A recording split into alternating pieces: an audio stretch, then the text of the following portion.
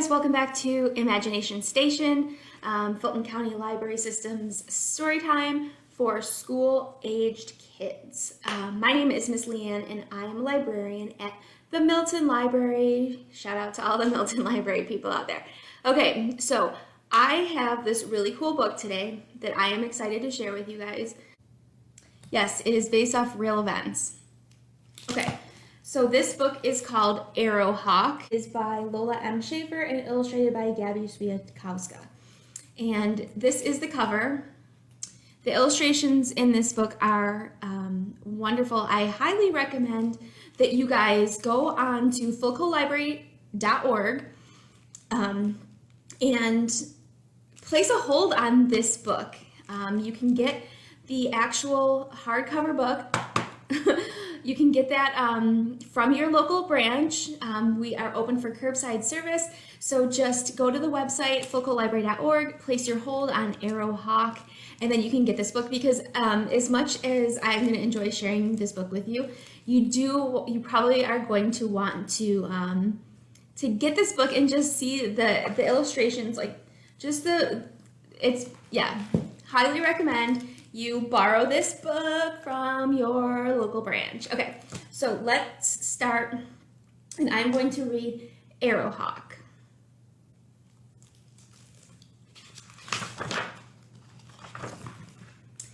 And shout out to Dobby. Boop.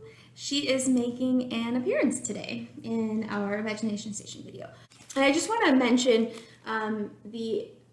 the artist uses acrylic paints on cold pressed paper for all the artwork and illustrations in this book. So I can't even imagine what the original paintings look like for this book. It's probably beautiful. I hope it ends up in a museum somewhere. I don't know. But just the art is beautiful. And I really appreciate that. So I hope you guys appreciate that too. So I'm going to start reading Arrowhawk. Hawk, young and strong, soared high above an open field. His large eyes searched the dry grasses below. A mouse raced in and out of the stubble. Hawk swooped down, snatched his prey, and carried it to a fence post. There in the autumn sun, he tore and ate the mouse with his hooked beak. Twang! Out of nowhere, an arrow streaked through the air and pierced Hawk's upper thigh and tail. He screeched in pain. A flash of movement on his left signaled more danger. Stunned by the arrow, Hawk hesitated. Then he beat his wings, rose above his attacker, and flew into the distant trees. Hawk tried to perch, but the arrow snagged on small branches. He flew higher until he landed on an open limb in a red oak. Pain pulsed through his body. He pecked wildly at the arrow lodged in his thigh. Then he twisted his head and tried to push the arrow out of his tail. Blood seeped from the wounds, but the arrow did not budge. It was now a part of him.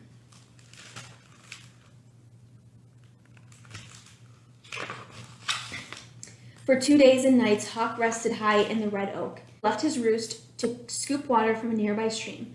Ignoring his pain, he cleaned his wounds by gently picking the dirt and bugs from the openings. He then preened himself by sliding his beak down the shaft of each feather and tucking it into place. Weary, he slept. By the third morning, Hawk was hungry. He spotted a black rat snake in the underbrush. He flapped his wings and glided down. Snatch! Hawk flew into a tree and held the snake against the limb. But when he bent down to eat, his beak kept bumping into the arrow. After 3 tries, Hawk finally pushed his head far enough to the side so he could eat his prey.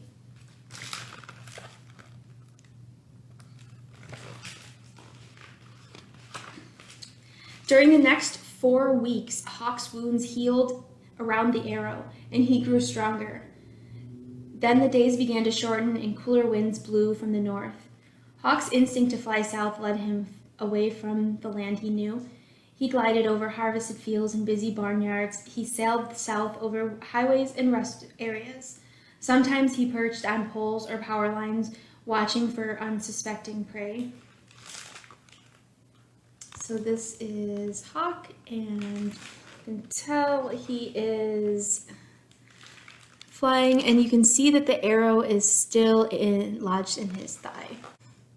Late one afternoon, Hawk caught a mouse in a hayfield and carried it into a cottonwood tree. As he tried to land, the arrow wedged itself between the trunk and a branch. Hawk's right foot twisted backward. He could not move out of the tree. Hawk flapped his wings several times, but he was still stuck. He pecked and jabbed and pulled the arrow with his beak. Nothing. Then, gathering all his remaining strength, he beat his wings and pushed with his feet. Crack! Hawk's lower right leg snapped.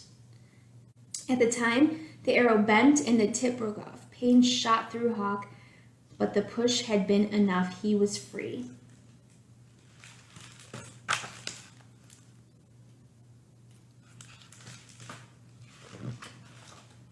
Hawk flew up to the top of the cottonwood. Not only had he broken his leg, but he had reopened the arrow wounds.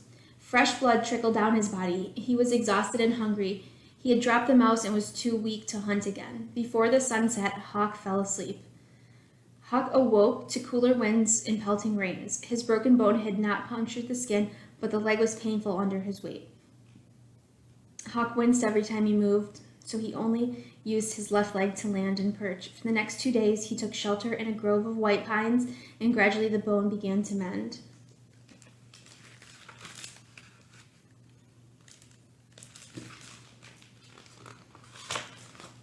On the third morning, Hawk flew out into the gray sky. Even though the arrow continued to weaken him, he traveled south for 5 miles before he stopped.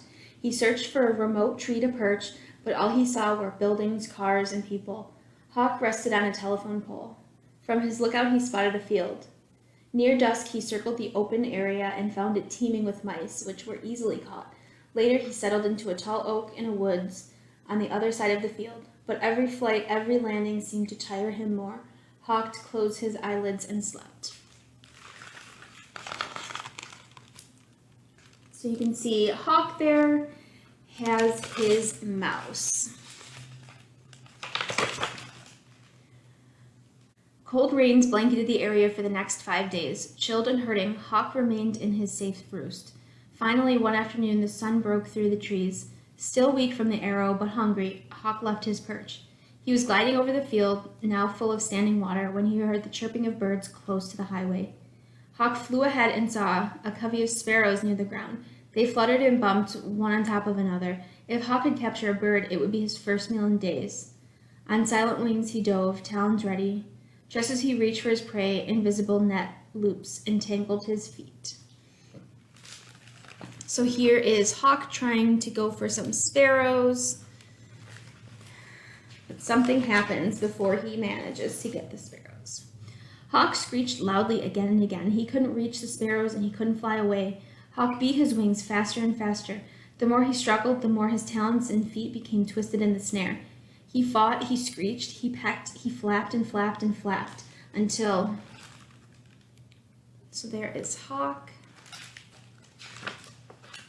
Until darkness surrounded him. The fight was over. Every muscle relaxed as Hawk's head was covered, and he was taken away in a warm box.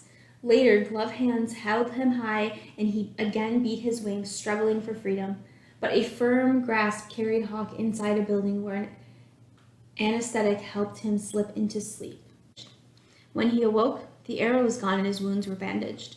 Hawk sat in a small cage facing the woods.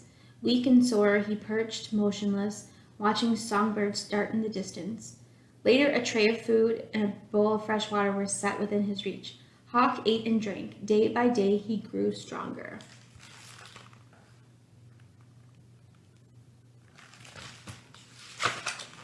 After his wounds healed, Hawk joined the other hawks in a large flight cage. He had his own perch. He could flap his wings and glide from one end to the other. Between flights, he preened. Many of his feathers felt longer and fuller. With the arrow gone, Hawk could now stretch and groom his tail feathers.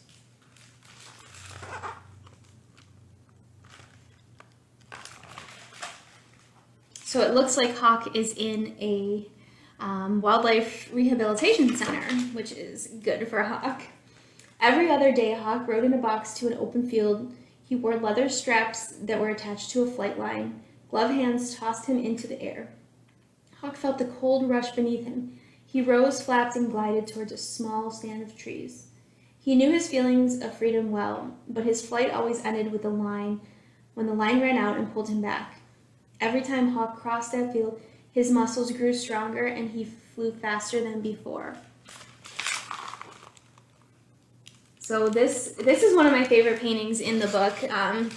You just get a sense of just how strong Hawk is, and just like hawks, they're just so cool. They fly, they're strong. Okay. Early one morning, Hawk rode further to another field, a field he knew. Gloved hands brought him into the sunlight. Again, Hawk was held high. His leather straps were cut and fell to the ground. Hawk felt the north wind brush his face, and he heard a voice. You survived, Arrowhawk. Fly home.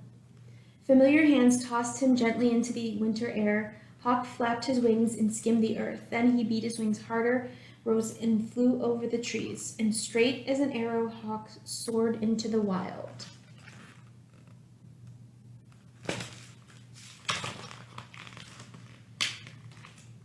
So that is the story of Arrowhawk, and it is based on real events.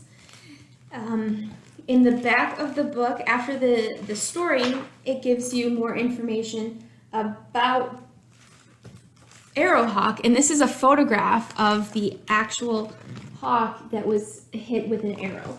And I mean, wildlife has a hard time out there as it is. So you can kind of see the struggles of this particular hawk, having been hit by an arrow and having to find food and hunt. But I hope that you guys enjoyed this story. And like I said, I encourage you to go to your local branch and pick this up via a hold with curbside service so you can explore more in the paintings. The paintings are awesome. I really like this book. And definitely read the back information about all the actual Arrowhawk, because it gives a little bit more info about the bird. So thank you guys for joining us for Imagination Station.